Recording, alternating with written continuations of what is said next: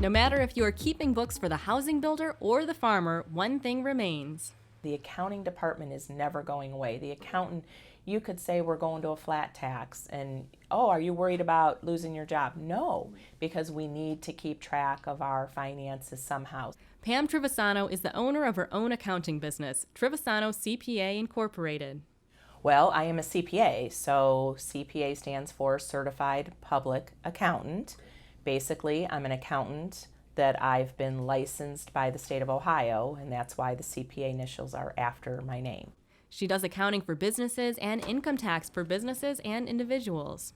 Most people think accounting is boring, and that's what I want to break the mold of. And not that I'm an exciting person, but my day is not boring. Pam says people meet with her at her office on a daily basis. It's not like I'm sitting in my chair all day not having any access to the outside world. She says tax season, which runs from January through April, is the toughest time of year because she's working 70 to 80 hours a week, even on weekends. But the reward is that she can be flexible for the other 8 months of the year. A typical workday outside of tax season begins with her sitting at her desk checking emails and voicemail. And I'm trying to get all of those little things done so that I can sit down and start a project. That project might be preparing a tax return, it might be preparing journal entries for somebody's accounting system. The tools she uses most often include the computer, fax machine, scanner, and telephone. Usually before noon I've been interrupted probably 5 or 6 times. So one of the hardest things to adjust to in a small public accounting firm like myself is just that everything is different every day, and you've got to drop a project, pick one up, pick up something else. Pam is a public accountant, but there are also private accountants who go and work for just one company. And then there are also bookkeepers who aren't certified by the state and don't necessarily need a college degree. It's actually where Pam first got interested in the field, since her mom was a bookkeeper.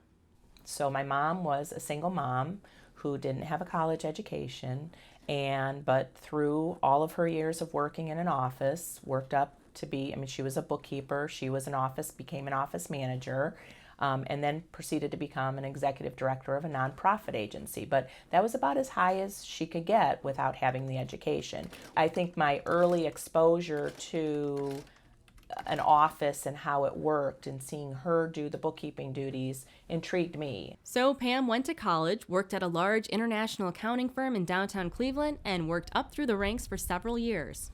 At that point, decided to have a family, and that life was a little tough when, as a female, as a mom, wanting to have a family. So I decided to cut back a little bit. When her kids grew older, she decided to get back into the workforce and briefly worked as a controller and eventually got into public accounting, which later led to her own company.